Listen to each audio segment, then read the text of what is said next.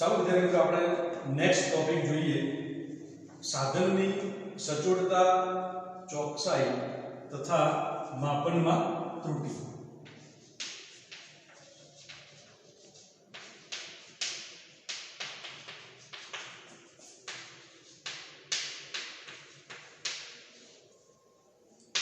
પહેલા આપણે સચોટતા અને ચોકસાઈ વચ્ચેનો તફાવત સમજીએ કે ધારો કે કોઈ એક પ્રયોગ દરમિયાન તમને અવલોકન મળે છે 5.671 ધારો કે આ પ્રમાણનું કોઈ અવલોકન છે। હવે આપણે બે સાધનો વડે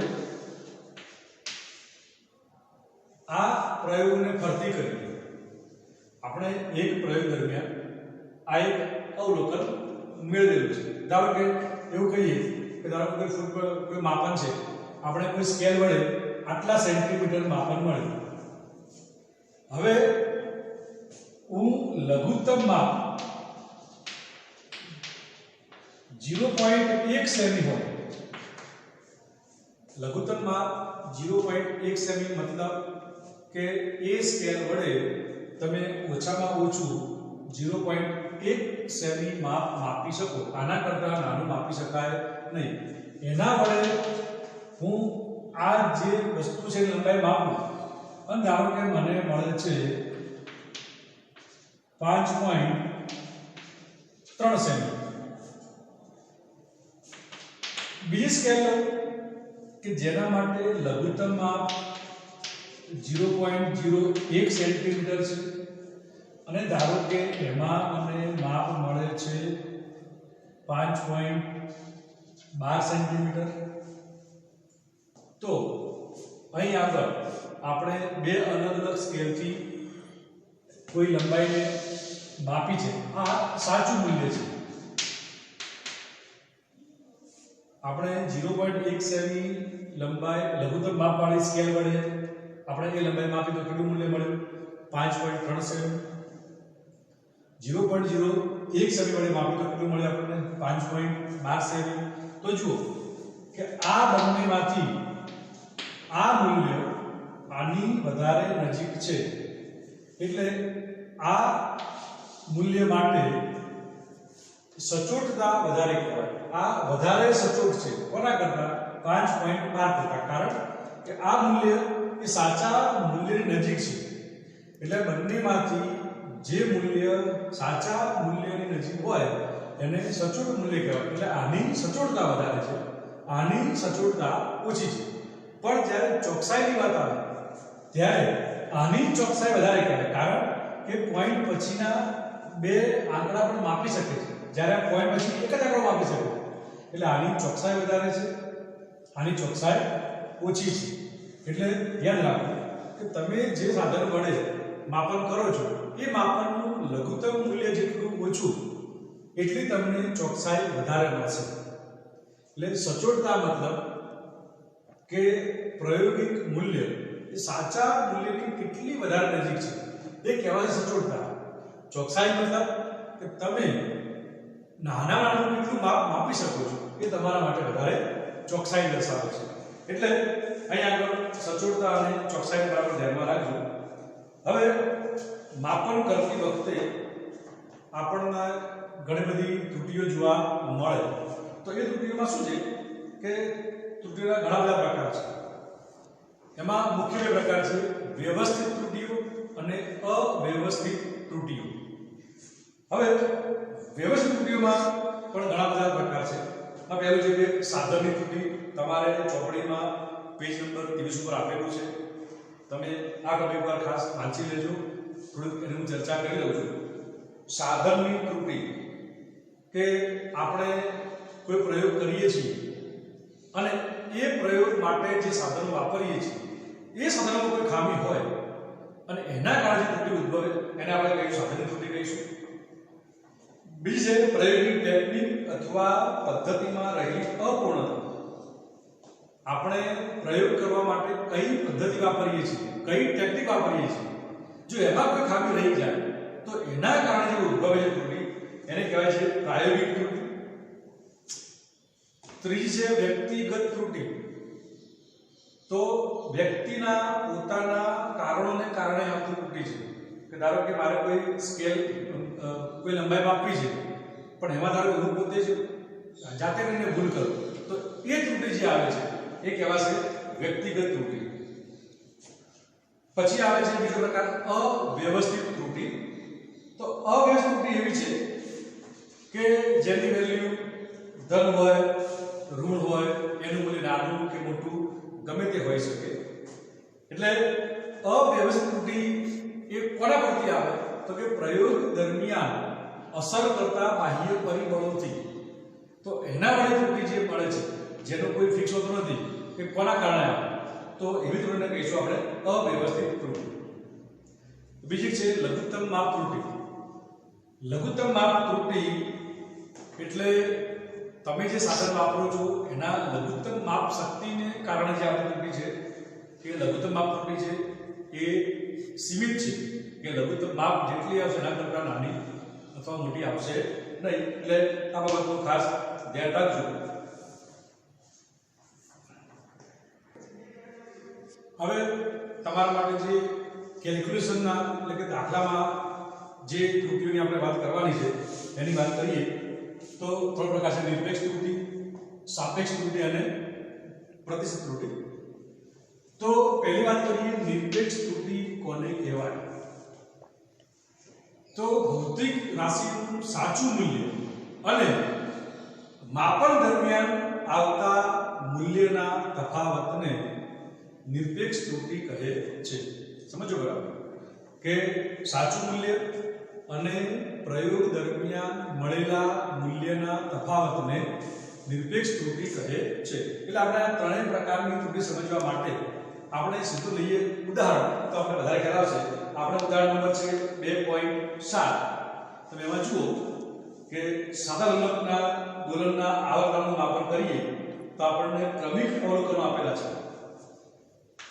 ઉદાહરણ 2.7 માં આવર્તકાળ માટેના મૂલ્યો આપેલા છે.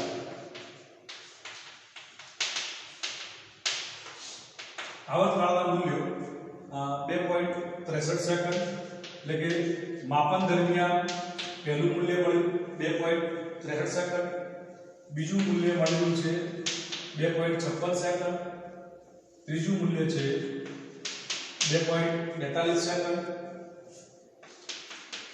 ત્રીજું મૂલ્ય છે 2.71 સેકન્ડ અને એના પછી છે 2.80 સેકન્ડ. મતલબ 1 2 3 4 અને 5 આપણે 5 વખત પ્રયોગ કરી અને આવર્તકાળ માપેલો છે અને 5 વખત મળેલા મૂલ્યો આપણને આ પ્રમાણે આપેલા છે. હવે આપણે આમાં નિરપેક્ષ ત્રુટિ, સાપેક્ષ ત્રુટિ અને પ્રતિશત ત્રુટિ એટલે કે ટકાવારી ત્રુટિ આપણે ત્રણની ગણતરી કરવી છે. તો આપણે પહેલા લઈશું લોલકના દોલનનો સરેરાશ આવર્તકાળ. પહેલા આપણે લઈએ સરેરાશ આવર્તકાળ. તો સ્વાભાવિક છે જેને કહીશું આપણે મીન, મતલબ સરેરાશ, પીક મીન. તો આપણે તમે ધોરણ 10 માં શીખ્યા છે સરેરાશ કાઢવા માટે શું કરવાનું? તો કે બધા જ અવલોકનનો સરવાળો ભાગ્યા અવલોકનની સંખ્યા. એટલે કે અહીં આગળ 2.63 પ્લસ 2.56 પ્લસ 2.42 વત્તા 2.71 પ્લસ 2.80 ભાગ્યા કુલ કેટલા અવલોકન છે? 5. 1 2 3 4 અને 5 એટલે અવલોકનનો સરવાળો ભાગ્યા અવલોકનની સંખ્યા, જેને આપણે કહીશું અવલોકનોની સરેરાશ. એટલે 13.12 ભાગ્યા 5 એટલે આપણને મળશે 2.62. આ આપણને મળ્યું સરેરાશ મૂલ્ય. હવે આપણે સરેરાશ મૂલ્ય મળ્યા પછી દરેક અવલોકનની નિરપેક્ષ ત્રુટિ ગણવી છે. કે દરેક અવલોકનમાં આવતી નિરપેક્ષ ત્રુટિ. ચલો ધારો કે પહેલા માટે લખીએ તો કે ડેલ્ટા T1 તો આપણે આ વખતના 2.62 સોરી પહેલું મૂલ્ય 2.63 છે. 2.63 માઈનસ 2.62 એટલે 0.01 સેકન્ડ. બીજામાં ઉદ્ભવતી નિરપેક્ષ ત્રુટિ ડેલ્ટા T2 એટલે 2.56 minus 2.62 minus 0.06 second. Delta T3 એટલે 2.42 માઈનસ 2.62 એટલે માઈનસ 0.20 સેકન્ડ. ડેલ્ટા T4 એટલે 2.71 માઈનસ 2.62 એટલે 0.09 સેકન્ડ.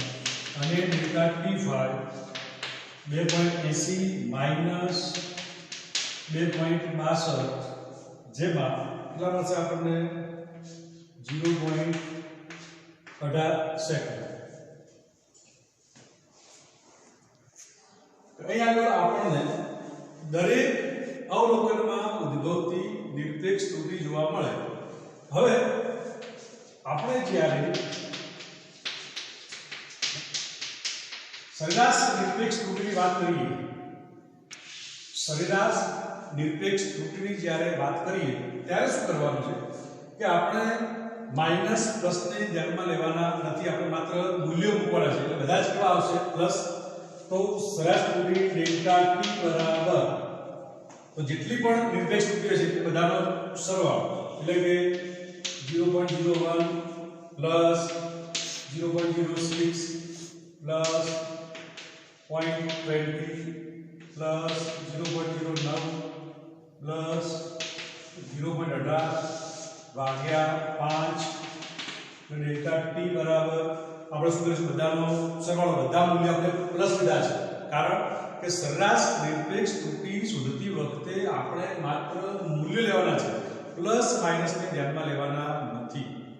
નિરપેક્ષ ત્રુટિ પ્લસ કે માઈનસ હોઈ શકે પણ સરેરાશ નિરપેક્ષ ત્રુટિ વખતે બધા જ મૂલ્ય આપણે પ્લસ લઈશું. એટલે અહીં આગળ તમને એ મૂલ્ય મળશે 0.11 સેકન્ડ. આ મળે આપણને સરેરાશ નિરપેક્ષ ત્રુટિ. હવે આનો મતલબ શું થયો કે સરેરાશ મૂલ્ય 2.62 અને સરેરાશ નિરપેક્ષ ત્રુટિ પ્લસ 0. પ્લસ ઓર માઈનસ 0.11 એટલે એનો મતલબ કે અહીં આગળ આપણું જે સાચું મૂલ્ય છે એ 2.62 પ્લસ 0.11 અને 2.62 માઈનસ 0.11 આ બેની વચ્ચે જ રહેવું જોઈએ. બરાબર. હવે અહીં આગળ આટલી લિમિટમાં જ મતલબ 2.62 પ્લસ 0.11 અને 2.62 માઈનસ 0.11 ની વચ્ચે આપણું સાચું મૂલ્ય છે. હવે આપણે શોધવી છે સાપેક્ષ ત્રુટિ. તો સાપેક્ષ ત્રુટિ મતલબ નિરપેક્ષ ત્રુટિઓની સરેરાશ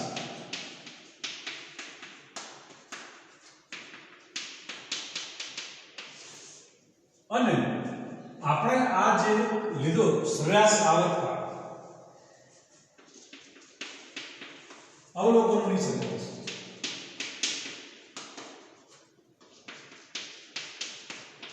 સમજો બરાબર. સાપેક્ષ ત્રુટિની વ્યાખ્યા શું છે કે નિરપેક્ષ ત્રુટિઓની સરેરાશ અને અવલોકનોની સરેરાશના ગુણોત્તરને સાપેક્ષ ત્રુટિ કહે છે. એટલે આપણા માટે સાપેક્ષ ત્રુટિ કેટલી આવશે? ચલો નિરપેક્ષ ત્રુટિઓની સરેરાશ કેટલી મળી? 0.11 ભાગ્યા અવલોકનોની સરેરાશ 2.62.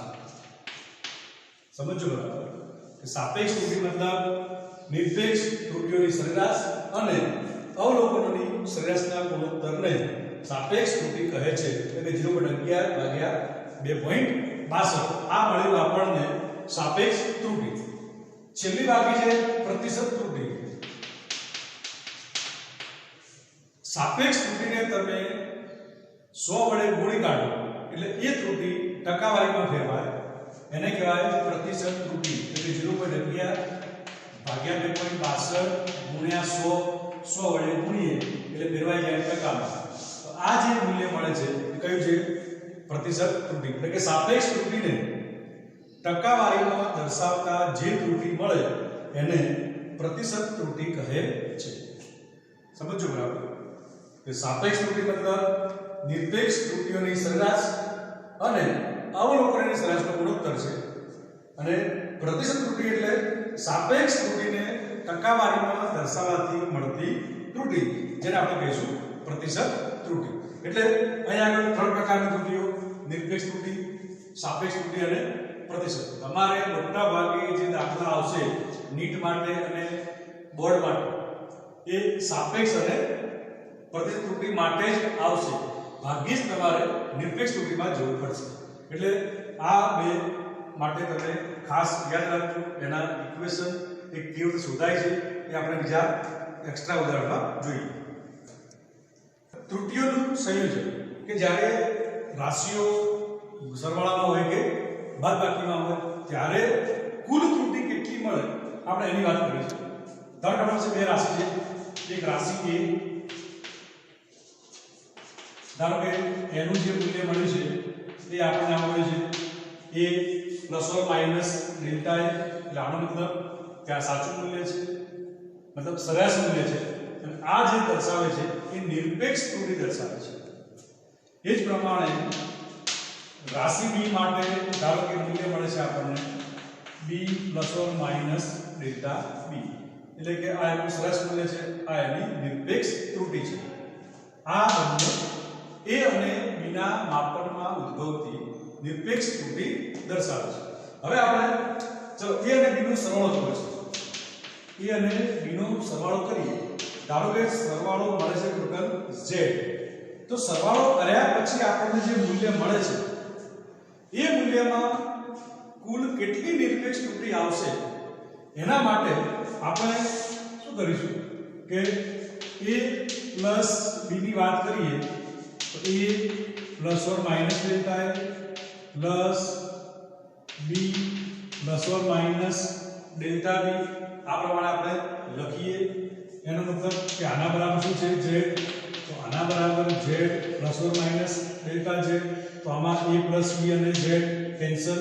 તો આનો મતલબ કે ડેલ્ટા a બરાબર શું આવે છે ± ડેલ્ટા a ± ડેલ્ટા b. હવે આનો મતલબ શું થયો કે અહીં આગળ મહત્તમ ત્રુટિ ખાસ યાદ રાખજો કે વધારેમાં વધારે મેક્સિમમ ત્રુટિ કેટલી આવી શકે તો કે delta a plus delta b જેટલી.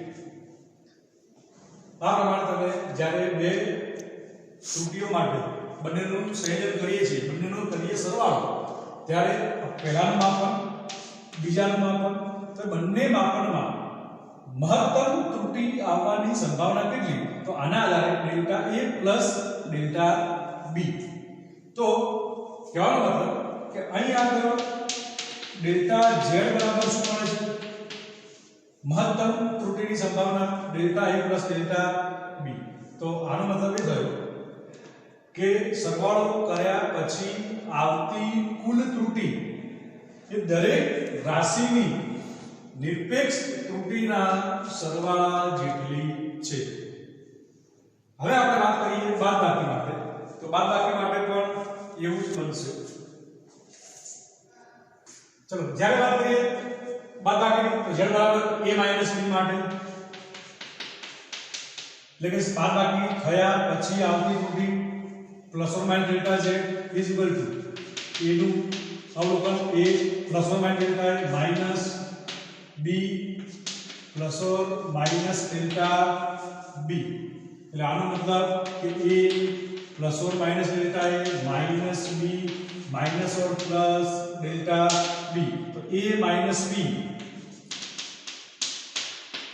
Plus or minus delta A minus 4 plus delta b આવશે z plus or minus delta z પણ z બરાબર a માઈનસ b આ કેન્સલ એટલે plus or minus delta z બરાબર અથવા ડેલ્ટા z બરાબર plus or minus delta a minus 4 plus delta b તો આની અંદર પણ મહત્તમ ત્રુટિ કેટલી આવી શકે મેક્સિમમ ત્રુટિ તો કે delta a plus delta b કારણ કઈ ચાલો સમજો plus delta a minus delta b plus delta a plus delta b minus delta A minus delta B minus delta A plus delta B चार ऑप्शन મળે પ્રમાણથી મહત્તમ મૂલ્ય શેમાં જોવા મળે delta A plus delta B એટલે કે સરવાળો હોય કે બાદબાકી જવાબમાં જે કુલ ત્રુટિ આવશે એ દરેક રાશિની સ્વતંત્ર નિરપેક્ષ ત્રુટિના સરવાળા જેટલી જ આવે ચાહે સરવાળો હોય કે બાદબાકી જવાબમાં આવતી કુલ ત્રુટિ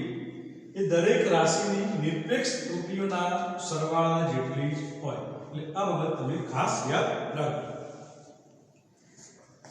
ચલો હવે રાશિઓના ગુણાકાર અથવા ભાગાકારમાં આવતી ત્રુટિ આપણી પાસે બે રાશિ છે a અને b ધારો કે એનો ગુણાકાર કરીએ ત્યારે મળતો અંતિમ જવાબ z હોય તો z બરાબર a * b આપણને ખ્યાલ છે કે a નું માપ a plus or minus delta a અને b નું માપ b plus or minus delta b છે તો આના આધારે જ્યારે આપણે z ની વાત કરીએ ત્યારે z plus or minus delta z બરાબર બેના ગુણાકારનું શું લખાય a plus or minus delta a into b plus or minus delta b હવે અહીં આગળ z plus or minus delta z बराबर चलो a into b આપણે બંને કાઉન્સનો કરીએ ગુણાકાર પછી a plus or minus delta b a plus ઓર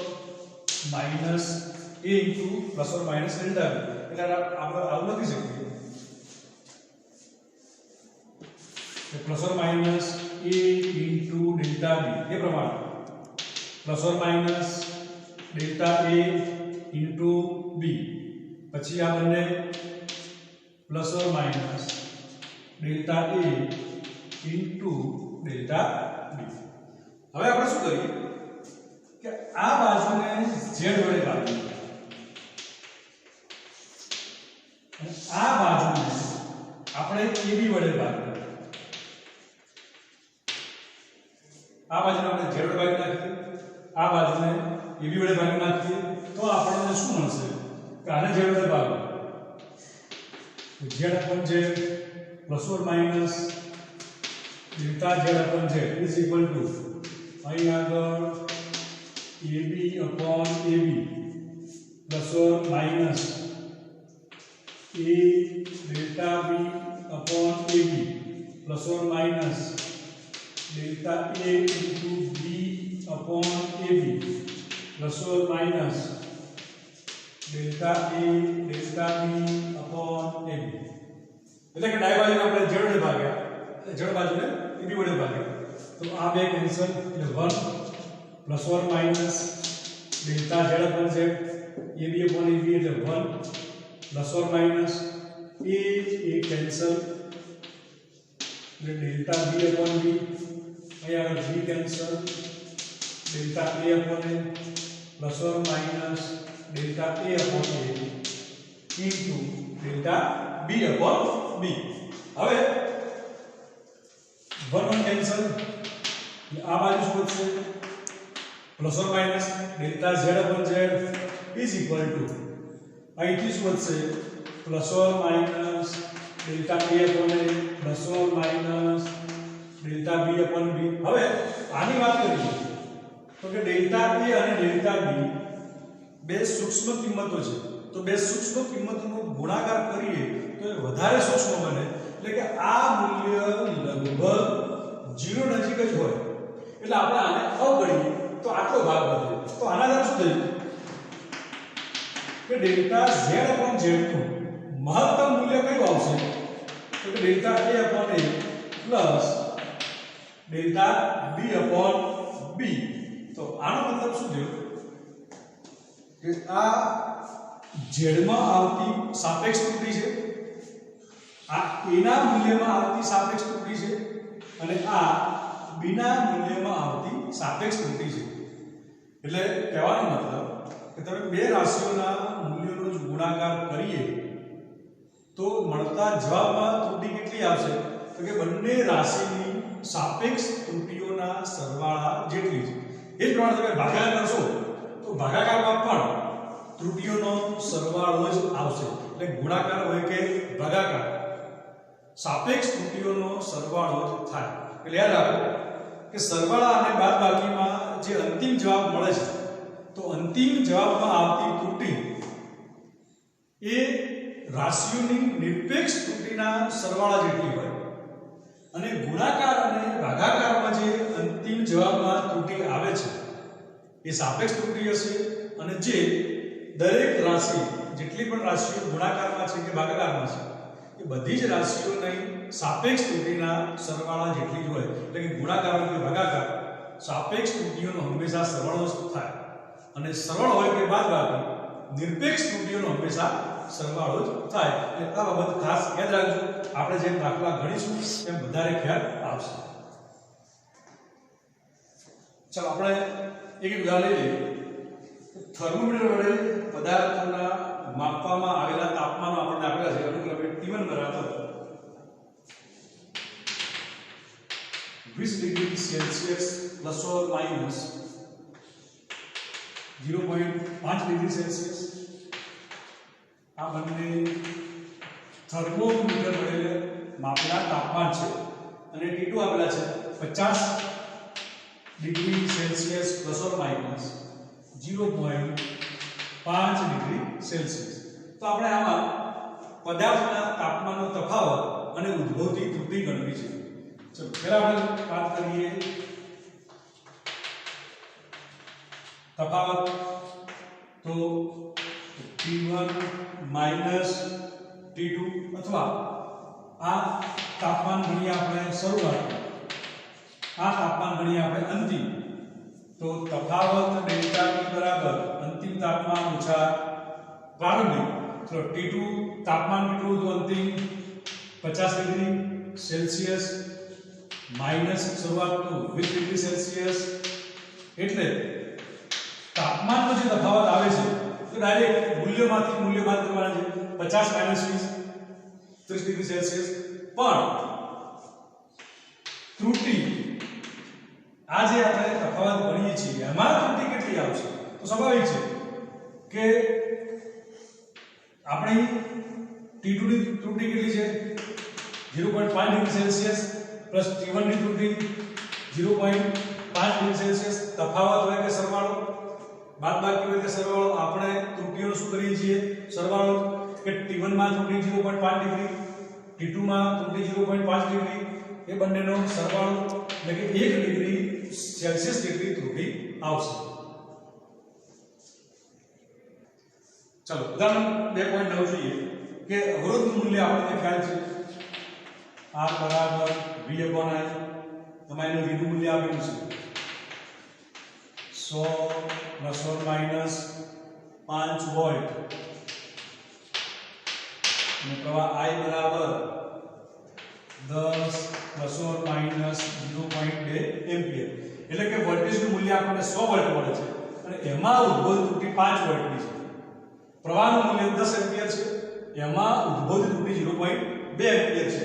તો R માં પ્રતિશત ત્રુટિ ગણો. આપણે આની પ્રતિશત ત્રુટિ ગણવાની છે. એટલે કે R upon delta R upon R ગુણ્યા 100% આપણે ગણવાના છે. ચલો તો પહેલા આપણે આની વાત કરીએ. તો ડેલ્ટા V upon V ગુણ્યા 100%. એટલે કે વોલ્ટેજમાં ઉદ્ભવતી પ્રતિશત ત્રુટિ કેટલી આવશે 5. ડેલ્ટા કેટલા છે 5, વોલ્ટેજ કેટલો 100 ગુણ્યા 100 વડે ગુણો એટલે કે વોલ્ટેજના મૂલ્યમાં આવતી ત્રુટિ 5%. પ્રવાહના મૂલ્યની વાત કરીએ તો ડેલ્ટા I upon I ગુણ્યા 100%. ચલો ડેલ્ટા I કેટલા છે 0.2 upon I કેટલા છે 10 ગુણ્યા 100%. આ ડેલ્ટા આઈ દર્શાવે છે, આ આઈ દર્શાવે છે, આ ડેલ્ટા વી છે, આ વી છે. એ પ્રમાણે આપણે પ્રતિશ્રુતિ ગણીએ આઈ ની તો 0.2 ભાગ્યા 10 ગુણ્યા 10 10 ગુણ્યા 2 એટલે 2%. તો આનો મતલબ કે r માં ઉદ્ભવતી પ્રતિશત ત્રુટિ, ચલો r ની પ્રતિશત ત્રુટિ આપણે ગણીએ તો એ શું લખાશે ડેલ્ટા r ગુણ્યા 100%. તો આપણને ખબર છે કે r બરાબર v i છે. v અને i નો ગુણોત્તર છે એટલે કે ભાગાકાર છે. તો આપણે વાત કરી ગુણાકાર કે ભાગાકાર ત્રુટિઓનો હંમેશા સરવાળો જે થાય, પણ ગુણાકાર ભાગાકારમાં સાપેક્ષ ત્રુટિઓનો સરવાળો થાય. એટલે કે વોલ્ટેજની સાપેક્ષ ત્રુટિ 5% અને પ્રવાહની ત્રુટિ 2%, જે અવરોધમાં કુલ 7% ત્રુટિ ઉદ્ભવશે. એટલે કે ભાગાકાર હોય કે ગુણાકાર, સાપેક્ષ ત્રુટિઓનો હંમેશા સરવાળો થાય અને સરવાળા અને બાદબાકીમાં નિરપેક્ષ ત્રુટિઓનો હંમેશા સરવાળો થાય. આટલી બાબત ખાસ ધ્યાનમાં